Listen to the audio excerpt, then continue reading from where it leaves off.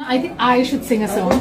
Of course you should. Hey, signal পাওয়া যাচ্ছে না। Hey, signal পাওয়া যাচ্ছে না। Hey, আমার মনে হয় আজকে সৃজিতের একটা গান গাওয়া উচিত আমার সঙ্গে।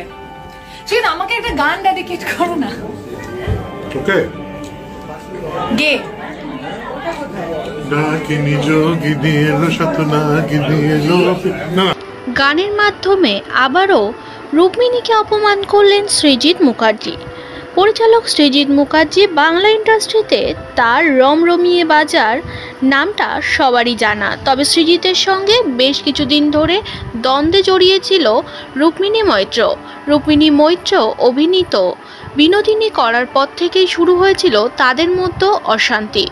রুক্মিণীকে নিয়ে নাকি কাজ করতে চেয়েছিল সৃজিত মুখার্জি। সৃজিত এই ছবিটা আমাকেও অফার করেছিলেন, আমার মনে আছে। আমার মনে হয় কিছু মাস আগেই, আমি জানি না তারপরে কি হলো, কিন্তু আমি এটাই বলবো যে এই বিষয়টা নিয়ে আমি, এবং ছবিটা আমাকে যতদূর সৃজিত বলছিল এটা গৌরাঙ্গ নিয়ে, গৌরাঙ্গের তিনটে, হ্যাঁ এক্স্যাক্টলি পুরো ছবিটাই গৌরাঙ্গ নিয়ে, তার মধ্যে একটা অংশ এটা।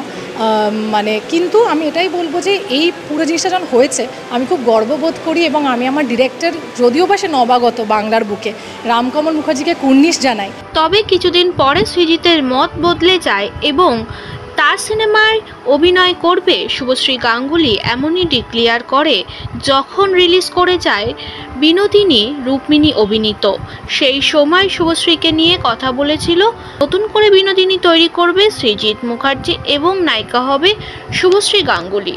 অন্যদিকে রুক্মিণী মৈত্রও কম যায় না, তিনি জানিয়েছিল আমার ছবি থেকে ইন্সপায়ার হয়েছে সৃজিত।